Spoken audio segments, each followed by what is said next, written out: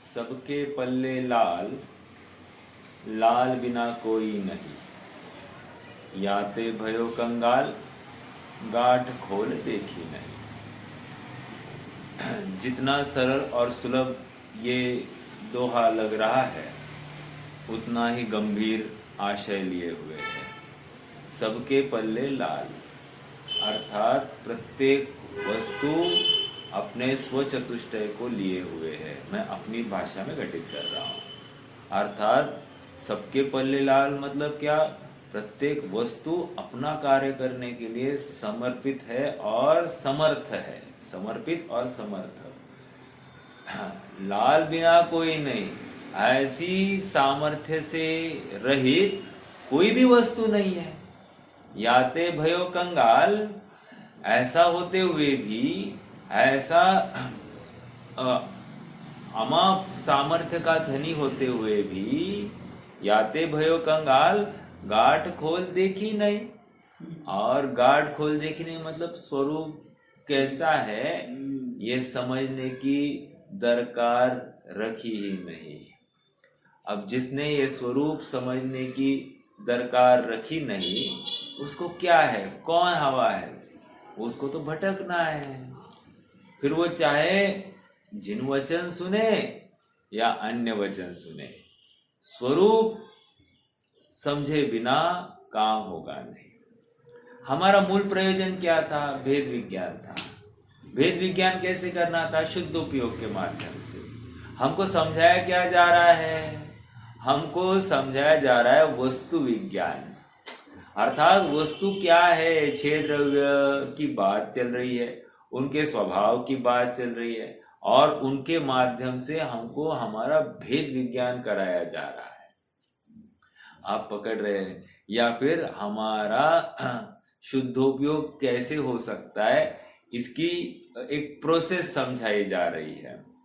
हाँ, और इसमें एकमात्र गलती इस जीव ने ये की है कि स्वरूप को सबका जो का त्यों तोतारट तो कर दी, लेकिन भाव भासना या वैसा अनुभवन जीव ने किया ही नहीं।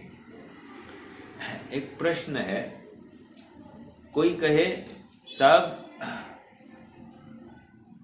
गन्ने को मीठा करने के लिए क्या करना? बोले क्या बात करता है ये, गन्ना स्वभाव से मीठा ही होता है। समझ में आ रहा है क्या? उदाहरण दिया, सिद्धांत। कोई पूछे आत्मा को सुखी करने के लिए क्या करना? क्या करना?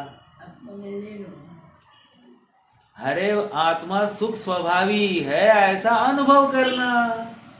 समझ में आ रहा है क्या? गन्ना मीठा है, ये जिसे स्वीकार है, उसको गन्ना को मीठे करने का कोई कर्तृत्व नहीं पड़ेगा। उसी प्रकार आत्मा स्वयं सुख स्वभावी है, ऐसा जिसे स्वीकृत हो गया है, उसको आत्मा को सुखी करना है, ऐसा कर्तृत्व का भार नहीं रहेगा। समझ में आ रहा है क्या? फर्क है। मुझे सुखी होना है, मुझे सुखी होना है, ये कथन चलता है, मैं विरोध नहीं करता हूं, लेकिन उस कथन के पीछे हमारे अभिप्राय में क्या है? मैं स्वयं सुख स्वभावी हूं, ऐसा है, या मुझे सुखी, अपने आप को सुखी करना है? मैंने आप सबको एक बार की बात साझा की है, आज दोबारा फिर से साझा करता हूं।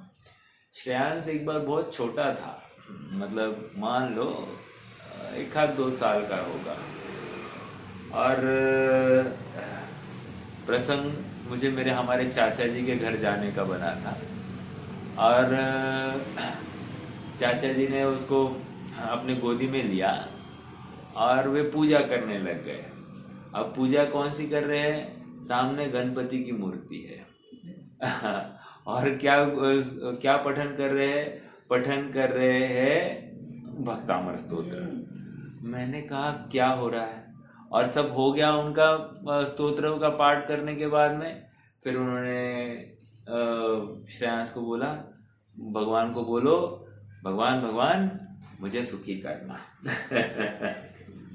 मुझे ये याद क्यों आ रहा है? याद इसलिए आ रहा है कि इनके जैसे ही कहीं हमारी सोच तो नहीं है, हम डायरेक्टली नहीं बोलते लेकिन इनडायरेक्टली हमारे अभिप्राय में भी ऐसी आस्था भगवान के प्रति तो नहीं ना। अर्थात भरपूर सुखी कर दोगे तुम, यह सोचे सन्मुख खड़ा रहा, ऐसी भावना हमारे भी या मान्यता हमारी भी पनप रही है क्या, विचार करना। क्यों? क्योंकि ये चोर इतने इजीली हमारे पकड़ में नहीं आता है और इसलिए हमको बहुत जागरूक रहना है। जैसी वस्तु है वैसा स्वीकार करना। और एक बार क्या हुआ, सास में और बहू में थोड़ा सा अनबन हो गई। अनबन क्या हो गई भाई, बहू ने शक्कर बना, मतलब सॉरी रबड़ी बनाई थी। तो रबड़ी बनाई थी तो सास आ गई और सास उसमें शक्कर डालने वाली थी। तो बहू ने कहा नहीं, आप इस रबड़ी में शक्कर नहीं डालोगे। सास ने कहा मैं डालूंगी। यहां तक बात हो गई कि तेरा मेरा होने लग गया। कोई आया और किसी ने सास को कहा एक काम करो, तुम पहले चखो तो सही, फिर उसमें शक्कर डालनी कि नहीं डालनी ये तुम्हें नक्की हो जाएगा। तो सास ने सब चखने के बाद में उसको बिल्कुल योग्य लगी शक्कर। अब उसको झगड़ा कहाँ है? झगड़ा है क्या? नहीं है। उदाहरण क्यों दिया? उदाहरण इसलिए दिया, हमने वस्तु चखी ही नहीं है। समझ में आ रहा है क्या? और हम कह रहे कि मुझे वस्तु का सुख चाहिए। अतः वस्तु स्वयं सुखमय है, वस्तु स्वयं ज्ञानमय है, ऐसा अनुभवन किया नहीं है और मुझे ज्ञान प्रकट करना है, मुझे सुख प्रकट करना है, ऐसी कर्तृत्व की बातें ये जीव कर रहा है। समझ में आ रहा है क्या? और जब तक ये बातें करता रहेगा तब तक वो अज्ञानी बना रहेगा। क्यों? क्योंकि अभी भी वो क्षयोक्षम बढ़ाने के पीछे है। वो आत्मा जैसे का तैसा स्वरूप के अनुसार धारण करने के लिए वो अभी भी तैयार नहीं है। अर्थात उसने ज्यादा क्षयोक्षम में ही आत्मा समझ लिया है या आत्मा ऐसा ही है। चलिए, प्रकरण अपना ज्ञान गे विभाग अधिकार 160-161 नंबर की गाथा, जहां पर बहुत ही सरल और मार्मिक रूप से ये निरूपण आ रहा है कि ये जो शरीर है अर्थात काया, मन और वाणी, ये मैं नहीं हूं। न्याय क्या दिया? न्याय इतना ही दिया, तर्क इतना ही दिया, क्योंकि ये पुद्गल मेढ़ है। क्यों? अर्थात उसके ऊपर सील लगी है ना पुद्गल की। जब पुद्गल की सील लगी है तो मैं इनका कर्ता कैसे हो सकता हो? इतनी सरल बात पे कह रहे हैं। अब हमारे ऊपर एक भार है मतलब क्या? अभी हमारे ऊपर एक उत्तरदायित्व सौंपा जा रहा है कि तुम ऐसा निर्णय करो। तो शरीर, मन और वाणी तुम नहीं हो, अर्थात उसके कर्ता नहीं हो, कारण नहीं हो और करविता नहीं हो, अनुमोदक भी नहीं हो। समझ में आया? 4 बातें कही। कर्ता, कारण, कराने वाला और अनुमोदक, ये कुछ भी नहीं हो। अब तुम ये इतना निर्णय कर लोगे ना, तुम्हें शुद्धात्मा दिखाई देगा। ओ माय गॉड, इतना इजी है, इतना इजी है। इतना इजी तो आत्मा नहीं हो सकता। इसको अभी भी विश्वास नहीं हो रहा है। इसीलिए तो कह रहे हैं ना, चख के देखो। उदाहरण क्या दिया था? चख कर देखो। और ये चखने के लिए तैयार नहीं, बस विकल्पों में ऐसा नहीं हो सकता, इतना तो आसान नहीं हो सकता, इतना तो आसान नहीं हो सकता, ऐसा करके समय बर्बाद कर रहा है। हाँ, इसको विश्वास नहीं हुआ आचार्यों की खबर पर। हाँ, एक प्रश्न आप सबसे। हम सब कहते हैं ना, शरीर माध्यम खरु धर्म साधन। ये हमारी बात नहीं, अन्य मतियों की बात है। वो क्या कहते हैं? शरीर माध्यम खरु धर्म साधन। अरे मेरे एक मामा जी है, वे जब भी मिलते हैं ना पहले कहते हैं शरीर ठीक होगा तो तुम आत्मा सब कर पाओगे, शरीर ही ठीक नहीं तो तुम काय का आत्मा करोगे, बराबर है कि नहीं। अब ये गाथा कह रही है तुम मूर्ख हो, जो ये कहता है वो मूर्ख है। मूर्ख, हाँ मूर्ख। क्यों? क्योंकि कह रहे तुम शरीर हो ही नहीं, तुम तो आत्मा हो, और आत्मा के आश्रित धर्म है, धर्म धर्मी के आश्रित होता है, हाँ अन्य वस्तु के आश्रित तो नहीं होता है। और तुमने भ्रम खड़ा किया है कि शरीर के माध्यम से धर्म होता है।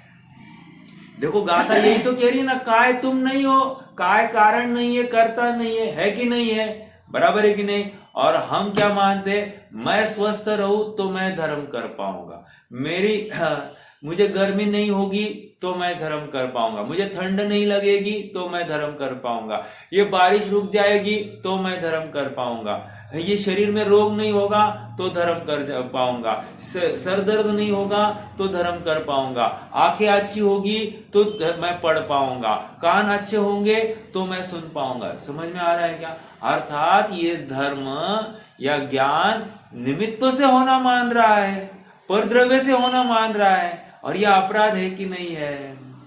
समझ में आ रहा है? इतनी मोटी भूल है ये, और इसको लग ही नहीं रही है कि भूल हो रही है। हाँ वो उतना तो मैं कर लूंगा, आगे बोलो। वो कर लूंगा नहीं, पहले करके आ, तुझे आगे की कोई गाथा पढ़ने की जरूरत नहीं पड़ेगी। ओके, ये क्या बात है आज? हाँ, रत्नत्रय ही है सामने, क्या बात है? चलो कोई बात नहीं। सहज विकल्प आता है कि ऐसे क्या काम पड़े होंगे। हाँ, लॉन्ग वीकेंड है, राइट। मैं तो भूल गया था, बंधन के कार्य में जीव को ज्यादा रुचि है, तो अबंध कैसे होगा? वेरी नेचुरल कि नहीं होगा, वो बंधन में ही अटकना चाहता है और कहता है मुझे छोड़ो भगवान के लिए मुझे छोड़ो। समझ में आ रहा है क्या? स्वयं बंधन में रुकना चाह रहा है। हाँ, तो कहां से सुखी होगा? वो वहां पर कहता है मैं यहां पर मस्त हूं। कैसा कहता है? वो कीड़े के समान। कौन सा कीड़ा? वो राजा का जीव था, मर के विष्टा का, उसी के विष्टा का कीड़ा बन गया है, और कीड़ा बन गया है। मरने से पहले लड़के को कह गया था, राजकुमार को, कि जैसे ही मैं विष्टा में जन्मूं मुझे मार देना। और देखो, नहीं I am okay here, I am okay, मैं बहुत खुश हूं यहां पर, ऐसा वो कीड़ा कह रहा है। आप पकड़ रहे क्या समझने इसमें? इतना ही समझना है कि सुख अपने आत्मा के आश्रय से होता है, सुख कहीं बाहर से आता नहीं है। ये मूल बात जो समझ लेगा ना, वो भेद विज्ञान के लिए या शुद्धोपयोग के लिए ही प्रयास करेगा। समझ में आ रहा है क्या? इसी को आचार्य जैसे वीतराग स्वसंवेदन ज्ञान कहते हैं। क्या कहा? वीतराग स्वसंवेदन ज्ञान। समझ में आ रहा है क्या? वीतराग स्वसंवेदन ज्ञान मतलब क्या? स्व का वेदन करता हुआ वो ज्ञान होता है। ठीक है, चलिए हम थोड़ा सा पढ़ेंगे। पेज नंबर 278 पर से क्या अपन? एक मिनट,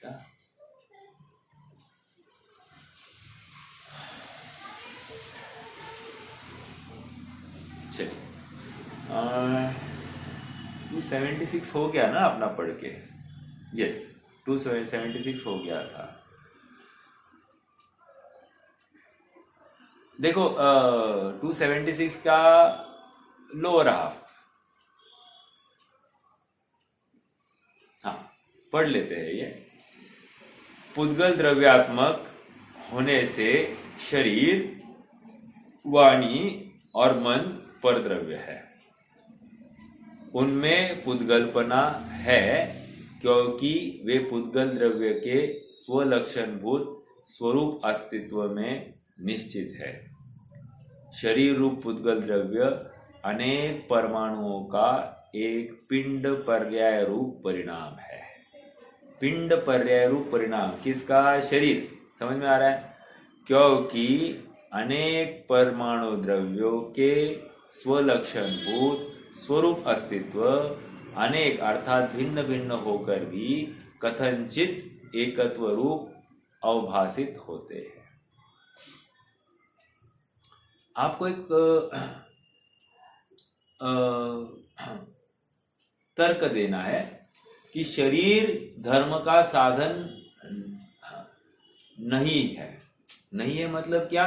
शरीर ही धर्म का साधन है ऐसा नहीं है, या स्वस्थ शरीर ही धर्म का साधन है ऐसा नहीं है। एक उदाहरण या एक आधार देना है आपको, ठीक है?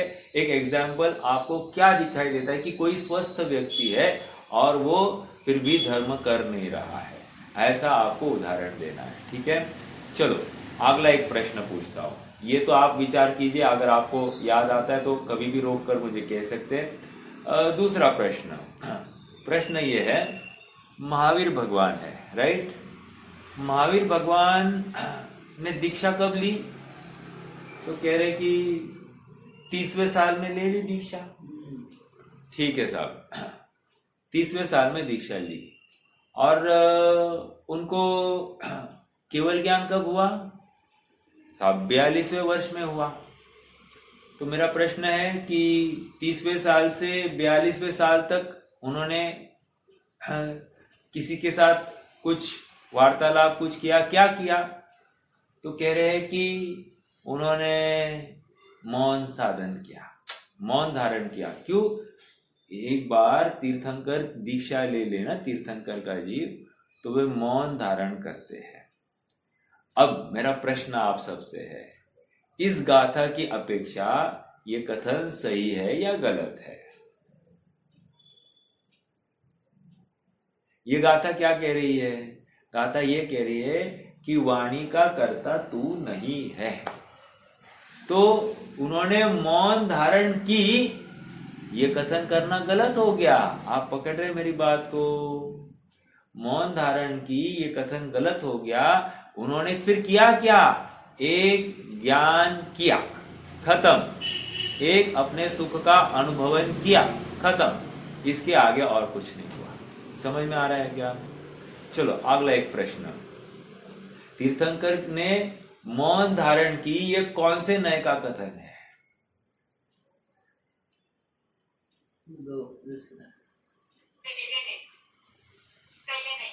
पहला नय, दूसरा नय। समझ में आ रहा है क्या? दूसरे नय से है। कैसे? अरे शरीर का या कर्मों का कर्ता दूसरे नय से ही होता है। समझ में आ रहा है?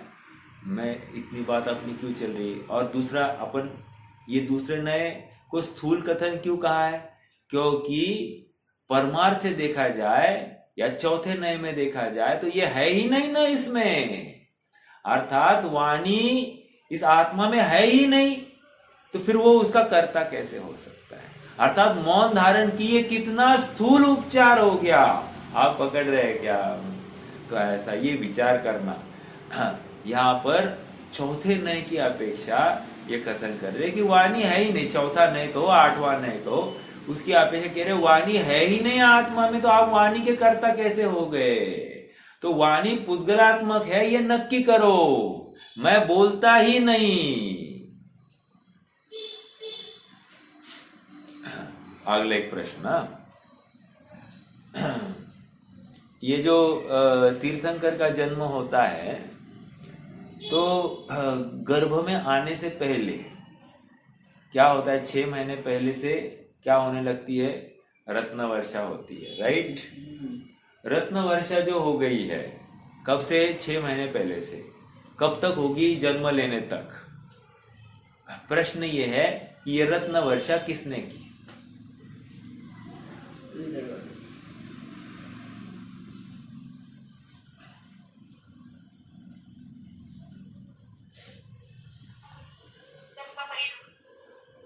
पुद्गल का परिणाम है, ठीक है। हम मानते हैं क्या? देवों ने की ऐसा है ना, मतलब हाँ, अच्छा ये भी है। अपेक्षा है आपकी तो वो ठीक है, कोई विरोध नहीं है। देखो यहाँ पर ये कह रहे हैं कि कुबेर करते हैं 14 करोड़ रत्न, मतलब रत्नों की वर्षा कुबेर करते हैं। 4 टाइम दिन में वर्षा होती है, 3.5 करोड़ मुद्राएं वो डेली एक एक समय में, ऐसे 4 समय में। तो कह रहे 14 करोड़ रत्नों की वर्षा एक दिन में हो रही है। ऐसे 15 माह तक कंटिन्यूस वर्षा हो रही है। आप पकड़ना कितना कितना कितने रत्न वहां पर खड़े हुए होंगे। तो ठीक है, मुझे तो इतना ही कहना है यहाँ पर। ये किसने किया? कह रहे कुबेर ने किया। ये स्थूल उपचार, ये स्वयमेव पुद्गल की अपनी योग्यता से वो खिरना हो गया है, किसी ने कुछ किया नहीं है। ओ, अब ये विश्वास होता है क्या? अज्ञानी को लगता है ऐसा हो ही नहीं सकता, हो ही नहीं सकता, किसी ने करना ही चाहिए ये। और देखो जब वो वर्षा होती है उसमें फिर निमित्त ढूंढे जाते हैं। फिर निमित्त के रूप में दिखा ये कुबेर बैठा है उधर, फिर उसका भी निमित्त देखा, अरे वो इंद्र ने आज्ञा दी है। और फिर उसका भी निमित्त देखा, अरे तीर्थंकर का जीव जन्म लेने वाला है। आप समझ रहे क्या? तो निमित्त कितने खड़े दिखाई दे रहे, कौन सा सच्चा निमित्त माने? अरे वो स्वयं अपनी योग्यता से खिरे हैं। आप समझ रहे? ये पुद्गल का स्वयं का अपना परिणमन है, उसका कर्ता कोई और नहीं हो सकता। क्यों? क्योंकि उसमें पूरा पुद्गल द्रव्य ही व्याप्त हो रहा है, अन्य कोई भी व्याप्त नहीं हो रहा है ना, एक जीव व्याप्त भी नहीं हो रहा है उसमें। घड़ा, घड़े का कर्ता कौन? तो कह रहे घड़े का कर्ता, घड़े का कर्ता घड़ा ही है। घड़ा ही मतलब मिट्टी है। समझ में आ रहा है क्या? क्यों कुम्हार क्यों नहीं? चलो घड़े को पूछो तुम्हारा कर्ता कौन है। तो कह रहे हाँ, तुम्हें क्या दिखाई दे रहा है मुझ में? मिट्टी दिखाई दे रही है ना। जब मिट्टी दिखाई दे रही है तो तुम प्रश्न क्यों कुछ पूछते हो? चलो और एक प्रश्न। मेरे पास ज्वार का आटा है, जवार मालूम है ना, ज्वारी बाजरी। तो ज्वार का आटा है, उस ज्वार के आटे से कौन सी रोटी बनेगी? गेहूं की रोटी बनेगी या ज्वार की रोटी बनेगी? कितना ये मतलब फालतू प्रश्न है कि नहीं आपको लग रहा है? अरे जब इतना फालतू प्रश्न है तो वस्तु स्वरूप भी इतना ही सहज है और सरल है। क्या? कि एक द्रव्य दूसरे द्रव्य का कुछ कर नहीं सकता, अर्थात आत्मा का कार्य कोई पुद्गल कर नहीं सकता और पुद्गल का कार्य आत्मा कर नहीं सकता। हाँ, इतनी सरल बात है। जब ये ज्वार बाजरे की रोटी का आपको समझ में आ जाएगा कि ज्वार की रोटी, ज्वार का आटा है तो ज्वार की रोटी बनेगी, गेहूं का आटा है तो गेहूं की रोटी बनेगी, ज्वार की नहीं बनेगी। उसी प्रकार से आत्मा का कार्य है तो आत्मा का कार्य ज्ञान दर्शन सुख वो आत्मा में ही होगा, आत्मा के बाहर नहीं मिलेगा। हाँ, फिर शरीर ने वाणी का कर्ता हुआ है, ये बहुत दूर की बात है, होता ही नहीं है। ये यहां पर कह रहे, आप पकड़ रहे हैं क्या? अब देखो हम कब से ये भूल कैरी फॉरवर्ड कर रहे हैं कि मैं इस शरीर को ठीक रखता हूं, मैंने विचार किया इसलिए ये कार्य हो गया। अरे काय का विचार किया? हाँ, विचार करता है क्या जीव? कह रहे मन तुम्हारा है ही नहीं, विचार कैसे करोगे? मन है ही नहीं तुम्हारा तो विचार करने के लिए स्थान ही नहीं है। ओके, आगे मैंने सुना, मैंने बोला, वाणी का कर्ता हो रहा है। समझ में आ रहा है क्या? जबकि आत्मा में पुद्गल वर्गणाएं अर्थात वो भाषा वर्गणाएं है ही नहीं।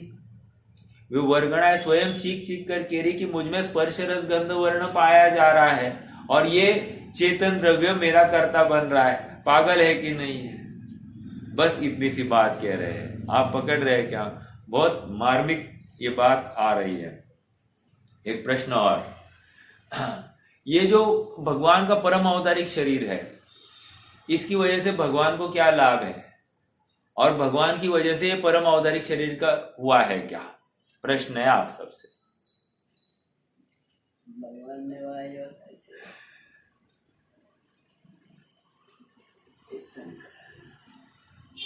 गाथा के अपेक्षा कथन करना है। तो समाधान इतना ही है, बराबर है कि नहीं? तो ये परम औदारिक शरीर किसका परिणमन है?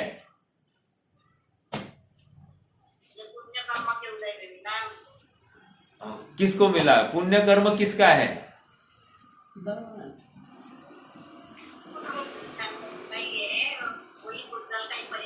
हाँ देखो, ये यहाँ पर अभ्यास ये चल रहा है क्या? देखो आपने को अपनी जीवा अटक रही है ये कहने के लिए, पुण्य कर्म भी आपने जोड़ ही दिया एट द एंड। अरे नहीं, ये पुद्गल का परिणमन है, इस पुद्गल के परिणमन में आत्मा ने कुछ नहीं किया है। समझ में आ रहा है क्या? अर्थात वो औदारिक शरीर से परम औदारिक शरीर हो गया। क्या फर्क पड़ा? वो पुद्गल ने अपना अपना परिणमन किया है, आत्मा ने क्या किया? आत्मा ने कुछ नहीं किया है। हो, ये लगाना पड़ेगा हमको थोड़ा सा कठिन लगता है ना ये बात हजम करने के लिए, क्योंकि हमने वो हैमरिंग इसी टाइप की हुई है क्या कि भगवान का शरीर परम औदारिक है इसलिए उनको खाना पीना नहीं लगता। अरे ये सब बातें ठीक है, किसी नए की अपेक्षा में उसके दायरे में बराबर है, लेकिन अब यहाँ पर जब परमार्थ कथन कर रहे हैं, भेद विज्ञान की बात चल रही है, अर्थात ज्ञान गे विभाग की बात चल रही है, तो अब हमको ये विभाग करते आना चाहिए कि मैं ज्ञान कर रहा हूं, अर्थात हर जगह पर आत्मा ज्ञान कर रहा है, बस और कुछ नहीं है। आत्मा सुख कर रहा है और कुछ नहीं है। आप पकड़ रहे क्या? ये पुद्गल का कर्ता, वो आकाश गमन, वाणी खिरना, ये सब पुद्गल के कार्य है, अपने कार्य नहीं है। ये कितना कठिन जाती है ना बात हजम करने के लिए, लेकिन ये निर्णय किए बिना अपने को अपनी वस्तु मिलने वाली नहीं है। ये इसके लिए इतना जोर लगाया है ना आचार्य देव ने, इसी के लिए लगाया है क्योंकि इसको पहला नय और दूसरा नय इतना हावी है इसके माथे में कि तीसरे चौथे नय में आता ही नहीं है। ये जब भी देखते पहले और दूसरे नय में बैठ जाता है, और है ना किसी नय से है ना कहकर वो उसी में अटका है। अरे है, कहा है, लेकिन मानना मत। कहा है, विरोध नहीं है, लेकिन मानना मत।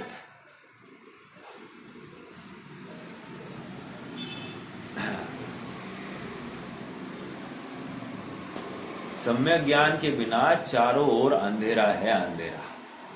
अपनी वस्तु को समझा नहीं है, वस्तु स्वरूप समझा नहीं है, मैं क्या कर सकता हूं इसका निर्णय नहीं है, तो फिर अंधेरा ही अंधेरा है।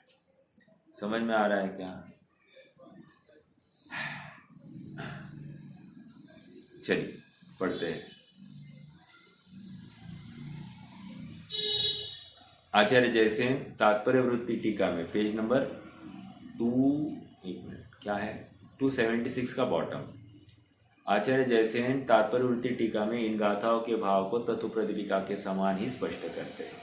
इन गाथाओं के भाव को कविवर वृंदावन दास जी ने एक मनहरण और 2 दोहे इस प्रकार कुल मिलाकर 3 छंदों में इसका प्रस्तुत किया है। ठीक है, क्या कहा है जैसे अपन पढ़ लेते हैं।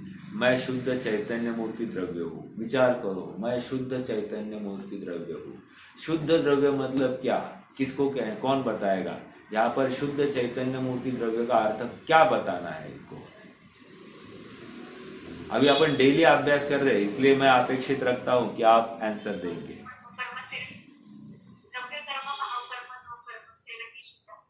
शुद्ध आत्मा, ठीक है।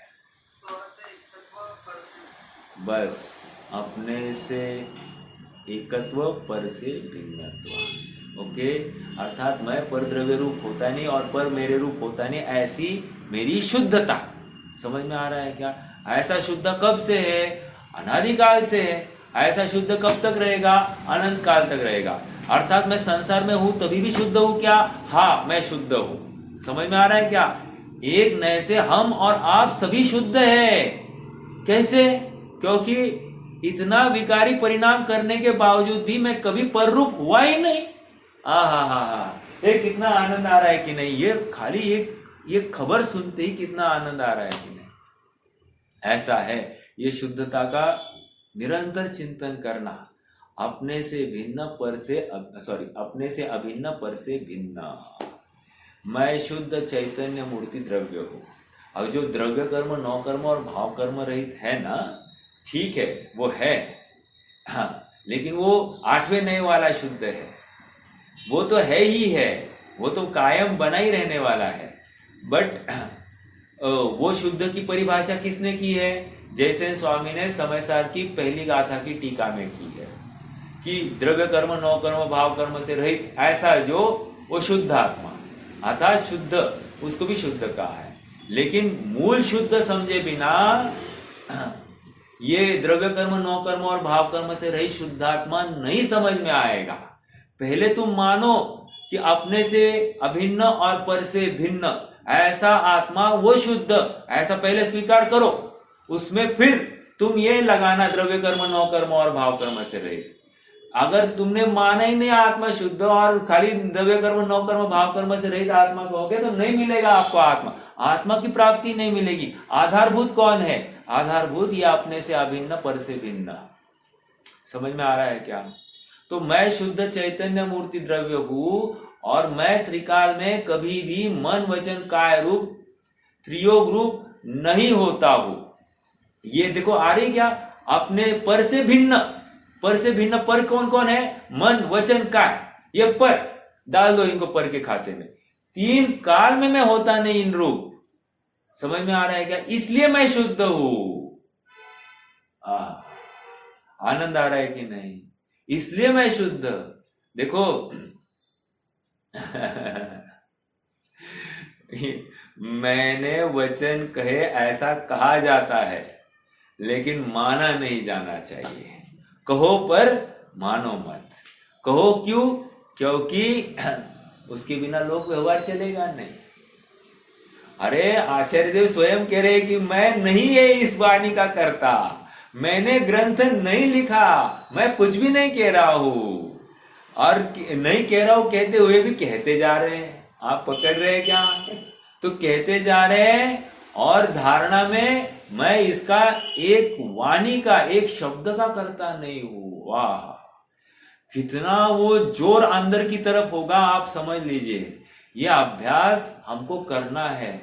अभ्यास नहीं करेंगे तो अध्यास बना रहेगा। अध्यास मतलब अध्यवसाय।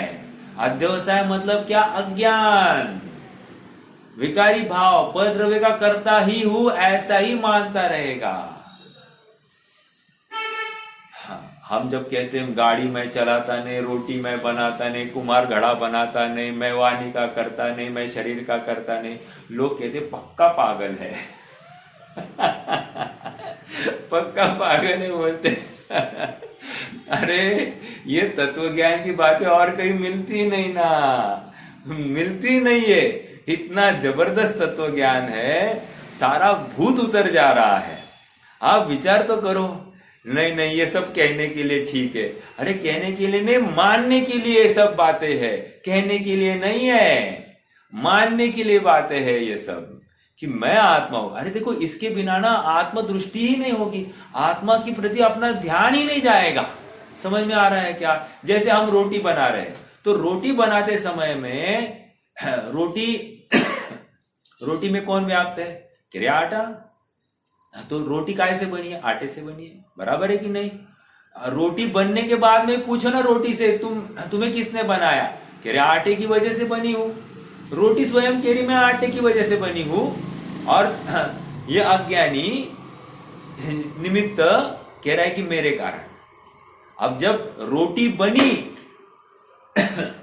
तब निमित्त के ऊपर आरोप आ रहा है। रोटी बनने के बाद मतलब क्या? उपादान ने अपना कार्य 100% कर दिया, उपादान रूप कार्य हो गया, तब फिर कहा हाँ ये निमित्त वहां पर खड़ा था। ओ निमित्त खड़ा था, साक्षीभूत था, हाथ भी हिला रहा था, मतलब हिलाने का विकल्प कर रहा था। हिला रहा था वो तो हाथ तो पुद्गल था, ये हिलाने का विकल्प था। अभी देखो ये पेन है यहां पर, ये पेन यहां पर क्यों है? प्रश्न है। तो कह रहे हैं अगर जिनागम से कहेंगे, पूछेंगे तो जिनागम कहते हैं कि ये स्वयं अपनी योग्यता से यहां पर खड़ा है। हाँ मैंने हाथ से पकड़ा है, मेरे कर्म का उदय था, कर्म के उदय में इसको ऐसा पकड़ना था, ये सब स्थूल बातें हैं। डायरेक्टली अगर तात्विक बात समझनी है तो ये अपनी योग्यता से यहां पर खड़ा है। हाँ अब अगले समय मैंने छोड़ दूं तो अपनी योग्यता से गिर गया। सुनो, मैंने छोड़ने का विकल्प किया लेकिन वो अपनी योग्यता से गिरा है। हाँ ये मानना पड़ेगा हमको, हजम नहीं होती है अज्ञानी को बातें।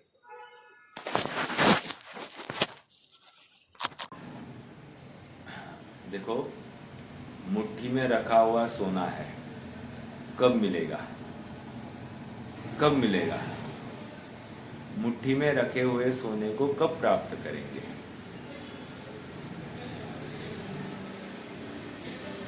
कह रहे जब मुट्ठी, बस मुट्ठी खोलने की बात है। समझ में आ रहा है क्या?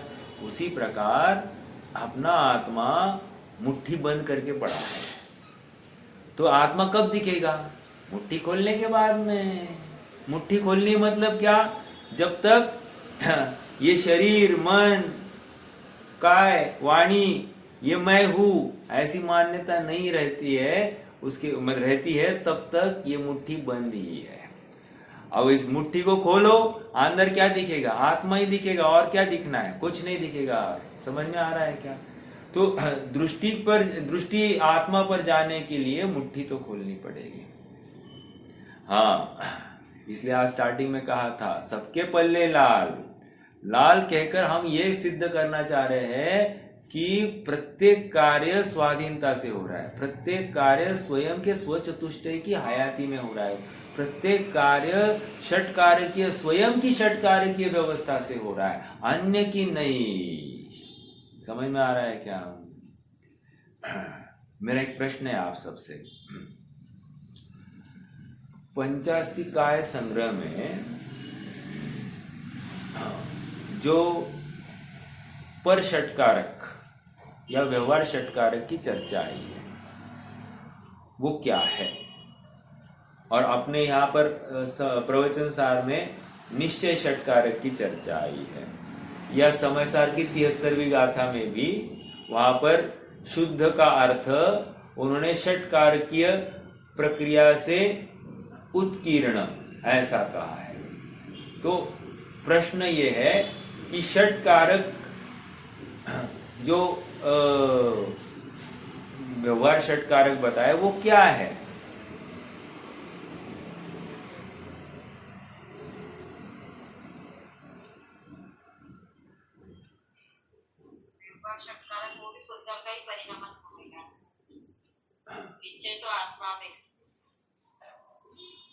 व्यवहार षटकारक ये पुद्गल का परिणमन है।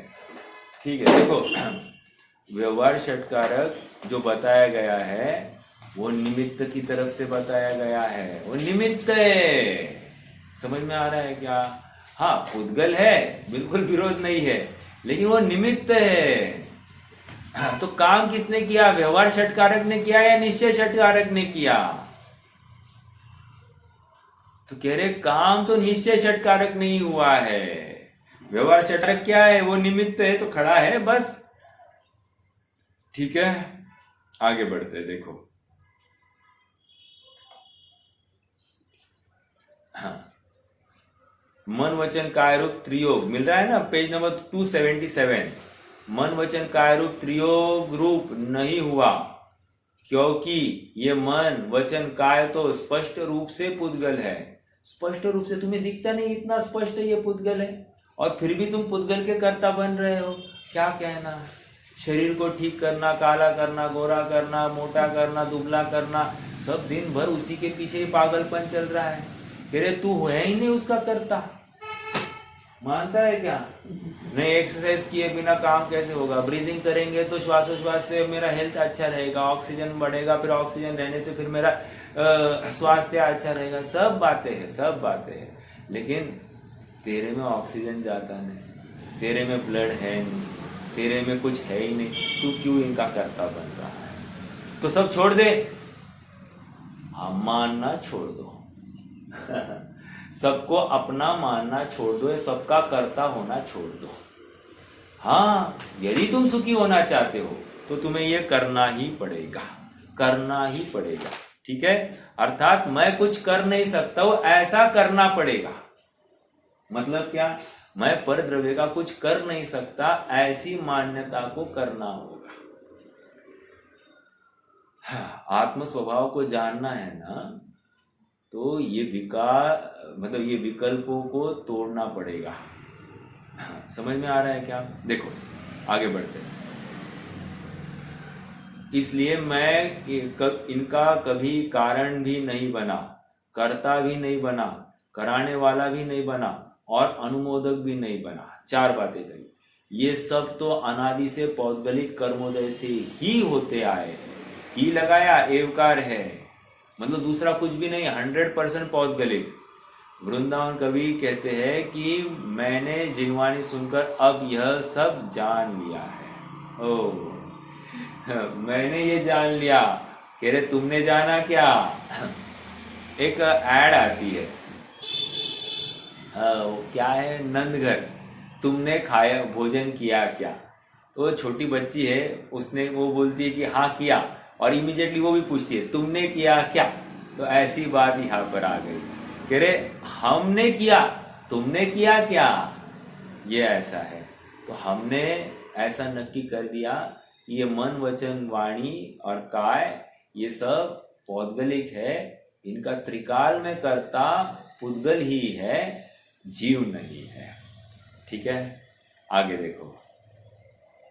मन वचन और काय ये त्रियोग पुद्गल द्रव्य रूप है।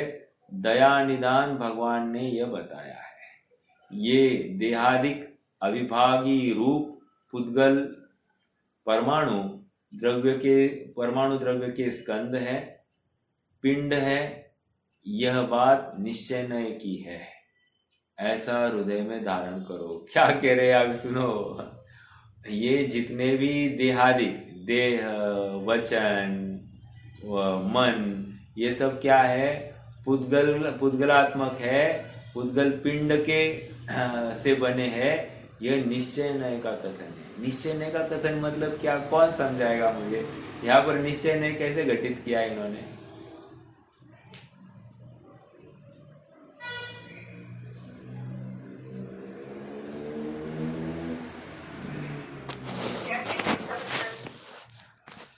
ये निश्चय नय का कथन है, ये पुद्गलात्मक सब चीजें, ये निश्चय नय का कथन है। ऐसा क्यों कहा?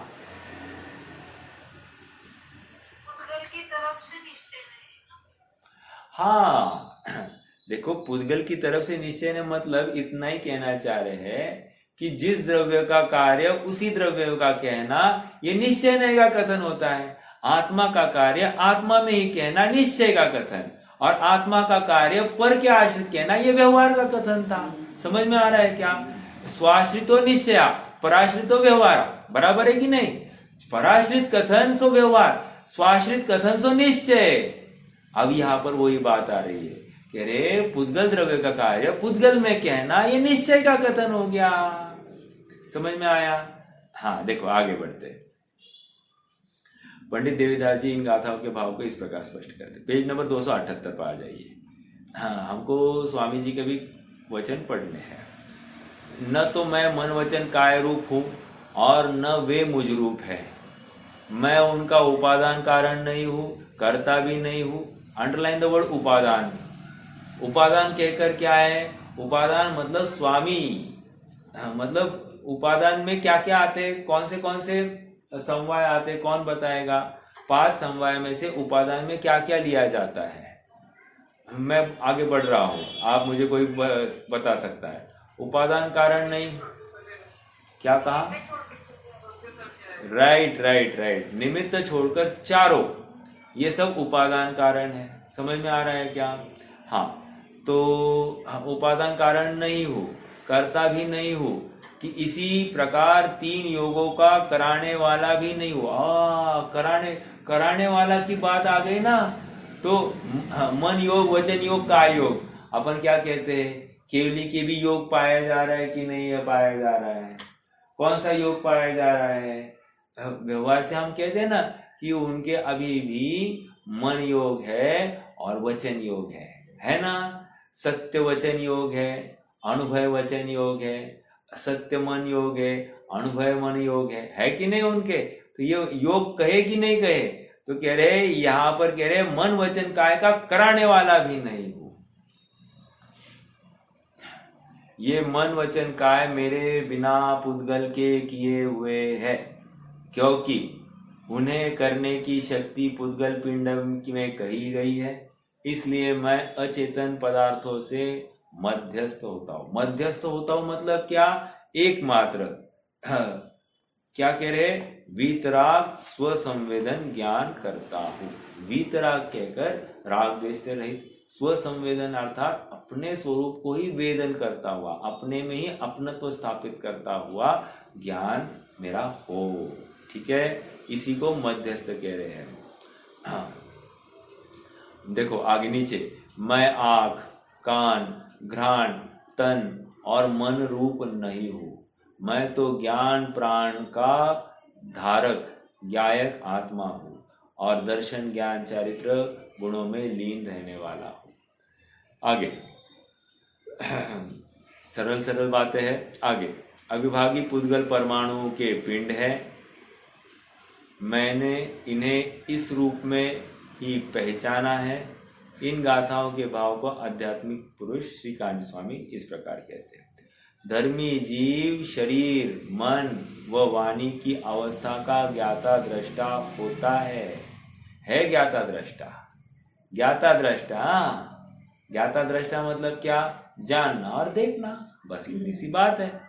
हाँ, इसलिए बाल घुटी में अपने को क्या सिखाया जाता है, यही बात सिखाई जाती है ना, ज्ञाता दृष्टा मात्र जानना मेरा का, ज्ञाता दृष्टा आत्म राम मात्र जानना मेरा काम।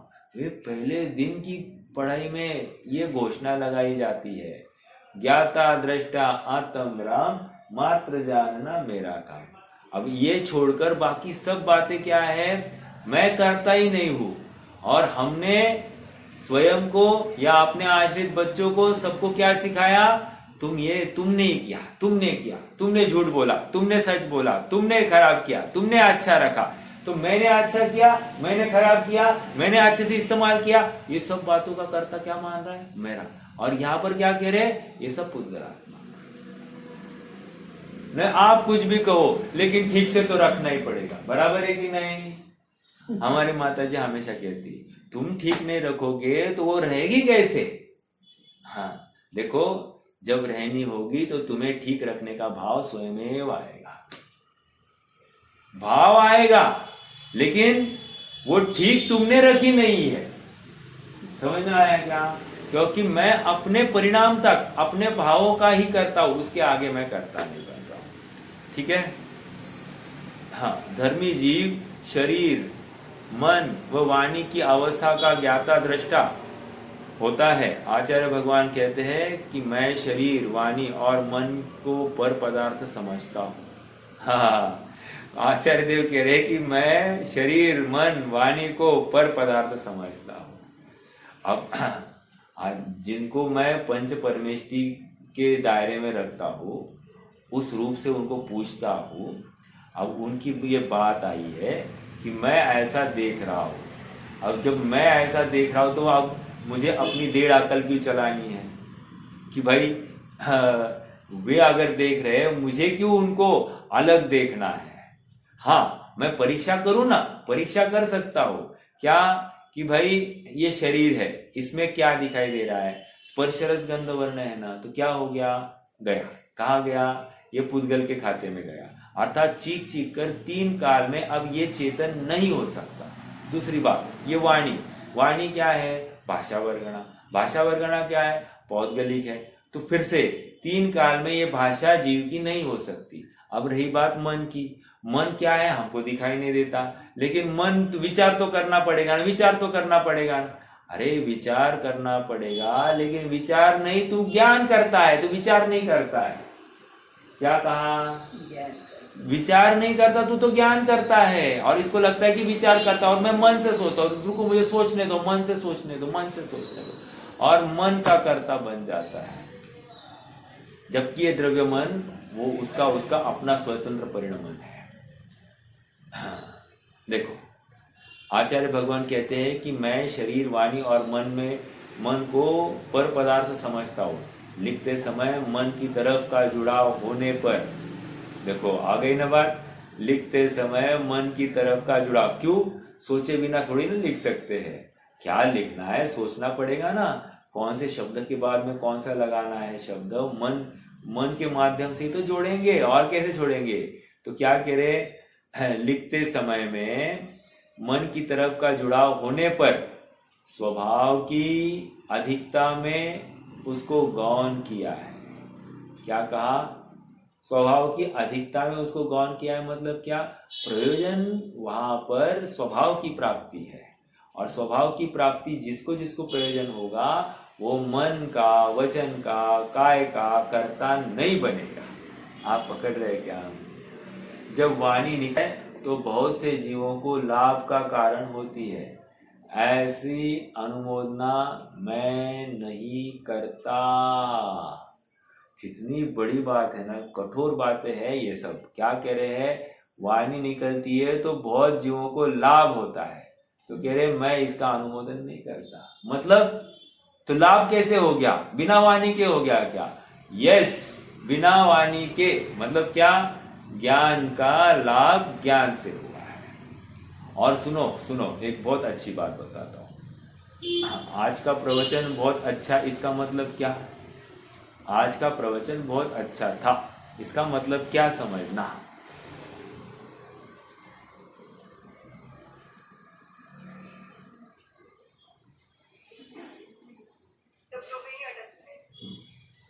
शब्दों में ही अटक गया, बराबर।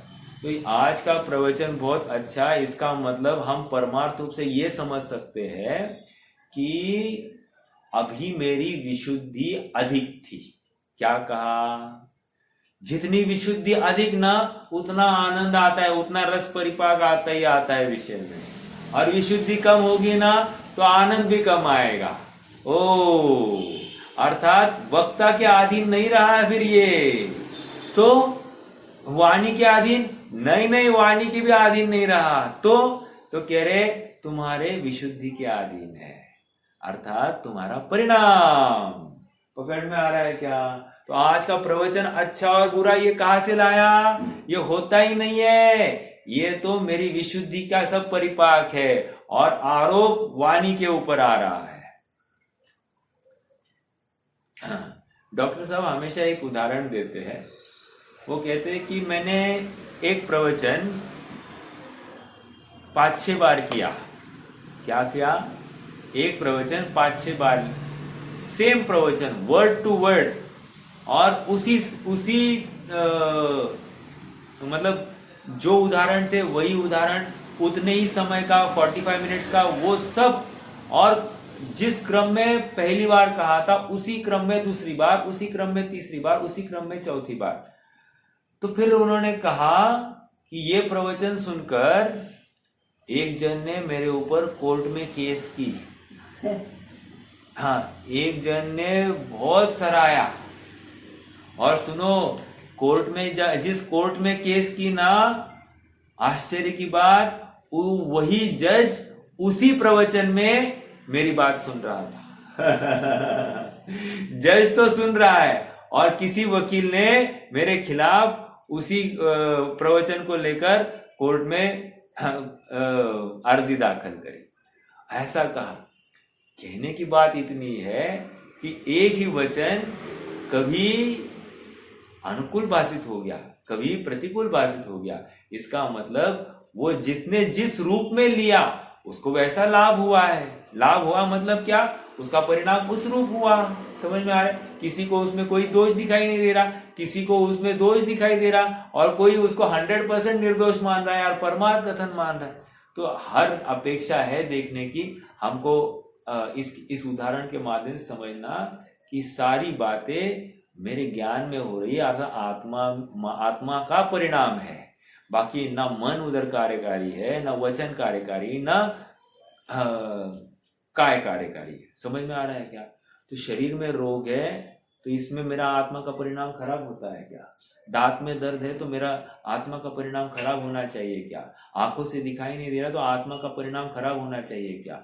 या फिर कान से सुनाई नहीं दे रहा तो मेरा आत्मा का परिणाम खराब होना चाहिए क्या? मुझे पैसे कम मिलते हैं तो मैं आत्मा का परिणाम बदलना चाहिए क्या? नहीं, ये कुछ है ही नहीं, सब पुद्गलात्मक है, पुद्गल की व्यवस्था है। ये मैं नहीं, तो मैं नहीं तो फिर मैं इनको लेकर सुख या दुख क्यों मानूं? जहां पर अपनत्व हो गया है पर पदार्थ के साथ में, तो सहज ही इष्ट अनिष्ट कल्पना होती ही है। जहां अपनत्व छूट जाता है तो इष्ट अनिष्ट कल्पना टूट जाती है। देखो आगे पढ़ते हैं। पेज नंबर क्या था? Page number 289, 79, not 89, 79, 279। जब वाणी निकलती है तो बहुत से जीवों, पहली लाइन से पढ़ रहा हूं ना, जब वाणी निकलती है तो बहुत से जीवों को लाभ का कारण होती है। ऐसी अनुमोदना मैं नहीं करता। वाणी इत्यादि के प्रति मुझे पक्षपात नहीं, अर्थात वाणी से ज्ञान होता नहीं, वाणी से सुख होता नहीं, ये यहाँ पर कह रहे हैं। तो हम कहते हैं ना, हमने संबोधन किया। अरे वाणी तुम्हारी नहीं है, तुम काय का संबोधन करोगे? आत्मा है, इस कारण शरीर मन वाणी की क्रिया हो रही है। लो, आत्मा है, इस कारण शरीर मन वाणी की क्रिया हो रही है, ऐसा मैं नहीं मानता। लो, अब क्या कह रहे हैं? आत्मा है, इस कारण शरीर मन वाणी की क्रिया हो रही है। बोलिए, कौन इसको प्रूव कर सकता है? आत्मा म्हणजे जीव है म्हणून ते सगळे अरे, क्रिया हुए। पहले भी मैंने चर्चा की थी, वो मुर्दा है, मुर्दा। हाँ, वो मुर्दे की क्रिया हो रही कि नहीं हो रही है? क्या हो रहा है? मुर्दा की क्रिया वो के बोले के। अरे मुर्दा गमन कर रहा है कि नहीं कर रहा है? मुर्दे को स्ट्रेचर पर रखा है, उस समय में मुर्दा गमन कर रहा है कि नहीं कर रहा है? उसने हरा है निमित्त। तो निमित्त है ना, लेकिन मुर्दा स्वयं की उपादान से हिल रहा है। क्या कहा? मुर्दा स्वयं के उपादान से हिल रहा है, तो उसकी क्रिया का कर्ता कौन है? उस मुर्दे की अपनी उपादानगत योग्यता, अर्थात उस पुद्गल पिंड की अपनी उपादानगत योग्यता है। तो उसको उस रूप में उसको निमित्त मिलेंगे, उसको जहां जहां गमन होना है उस रूप में निमित्त होगा। लेकिन गमन कौन करेगा? वो स्वयं करेगा। वो स्वयं अपना गमन करेगा। बोलिए बोलिए। पैरालिसिस से क्यों चाहकर भी वो उठा नहीं सकता ना। बिल्कुल, समझ में आ रहा है ना? पार्किंसन हो जाता है तो जीव की इच्छा नहीं है और फिर भी मिलता रहता है। हाँ, कंपन हो रहा है। तो कहने की बात इतनी ही है।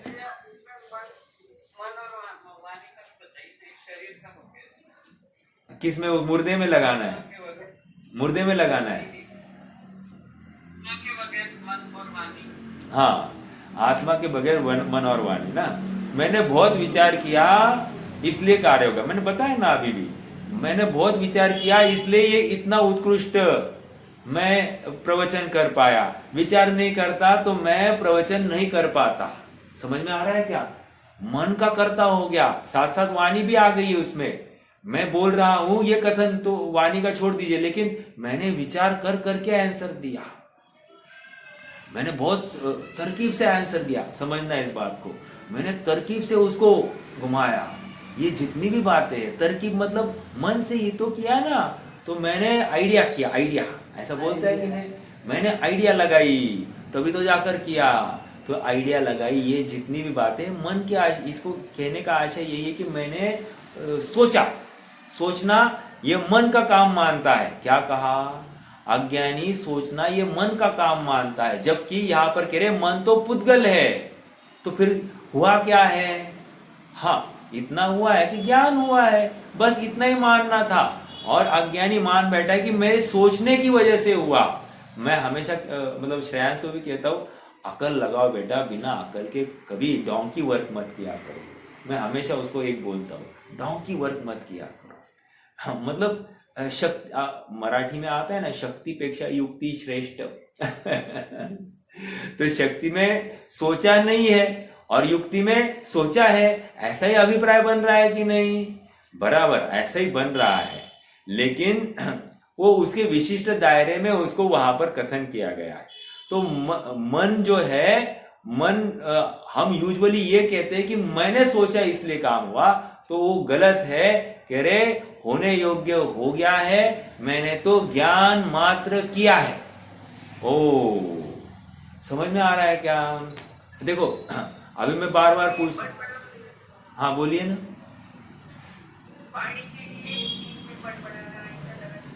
हाँ, ठीक है। वाणी अभी नींद में बड़बड़ता है, तो बड़बड़ात रहा है, तो उसका कर्ता कौन है? तो कह रहे हो स्वयं अपनी अपनी योग्यता से खिल रहा है। लेकिन आप कहोगे मुर्दा तो नहीं बड़बड़ाता, ये आत्मा है इसलिए बड़बड़ा रहा है, तो किसी अपेक्षा से मान लिया, लेकिन बिना चाहते हुए बड़बड़ा रहा है ना। ये चाहता है क्या मैं बड़बड़ाऊं? नहीं, फिर भी बड़बड़ हो रही है ना, आवाज बोल रहा है ना, शब्दों का उच्चारण कर रहा है ना। तो इसका मतलब कहीं ना कहीं उसका कर्ता वो स्वयं वाणी ही है, और उस रूप में वहां पर वर्गणाएं खिरती है। समझ में आ रहा है क्या? यथा योग्य निमित्त पाए जाते हैं। इसका मतलब आत्मा उस वाणी का कर्ता ये बनता नहीं है। समझ में आ रहा है? हमारे ना बाजू में ना एक अंकल रहते थे। अंकल मतलब मेरे दादा की ही उम्र के होंगे। तो उनका अंतिम समय जब था, तो उनके घर में ऐसा एक बोर्ड लगा हुआ था, और बोर्ड पर वो लिखते थे, आज माझा 10वा दिवस मौन राहण्याचा। मतलब मैं आज 10 दिन हो गए मैं मौन हूं, और बोर्ड पर लिखते थे। और फिर एक एक दिन जैसे बीतता था, वो दिन का नंबर चेंज होता जाता था। अर्थात अब क्या हो रहा है, देखो थोड़ा विचार करना। मतलब मैं तो उदाहरण देकर वो मान्यता क्या छिपी है उसके ऊपर आपका ध्यान आकर्षित करना चाहता हूँ। कहीं अपना भी ऐसा ही है क्या, ये विचार करना है। जैसे आज मेरा 10 दिन का मौन हो गया, 20 दिन का मौन हो गया, तो मतलब मैं नहीं बोला हूं, मतलब मैं बोल सकता हूं लेकिन मैं बोल नहीं रहा हूं। पकड़ में आ रहा है क्या? मैंने मौन, मेरी मौन है ये कहकर मैं क्या कहना चाह रहा हूं? मैं बोल सकता हूं लेकिन मैं बोल नहीं रहा हूं। अच्छा, मैं बोल सकता हूं मतलब क्या? बोल सकता हूं मतलब मैं पुद्गल का कर्ता बन रहा है। समझ में आ रहा है क्या? तो ऐसी मान्यता बैठी है अंदर, चुप रह रहा है, इसमें कोई बड़ी बात नहीं है, लेकिन मान्यता का क्या किया जाए, विचार तो ये है। और आचार्य देव इसी मान्यता को तोड़ने के लिए गाथा लिख रहे हैं। समझ में आ रहा है? वाणी का कर्ता मतलब नहीं बोलने का भी कर्ता हो गया। समझ में आ रहा है क्या? जबकि मैं मात्र ज्ञान कर रहा हूं, इतना ही तो था वहां पर, या मैं विकल्प कर रहा हूं, इतना ही तो था, उसके ऊपर कुछ भी नहीं था। आप पकड़ रहे हैं क्या? बहुत बड़ी बात आ रही है, और गंभीरता से विचार करना है, शांति से। एना विचार विवेक पूर्वक शांत भावे जो कर्या, तो सर्व आत्मिक ज्ञान ना सिद्धांत तत्व अनुभव्या। कह रहे मैंने शांत चित्त से ये करो, विचार तो करो। अभी देखो यहां पर विचार आ रहा है, अब विचार आ रहा है, इसका मतलब क्या? मन लगेगा? नहीं नहीं नहीं नहीं, यहां पर निरंतर मैं ज्ञान कर रहा हूं। अब उसमें निमित्त मन बना तो मुझे कोई तकलीफ नहीं है, मन है तो है, लेकिन मुझे तो ज्ञान करना है। आप पकड़ रहे हैं क्या? निर्णय करने के लिए ज्ञान कर रहा हूं, बाकी और कुछ नहीं। ठीक है, समय हो गया है, समय तो हो गया है। चलिए रुकेंगे, करेंगे फिर चर्चा और कुछ होगी तो।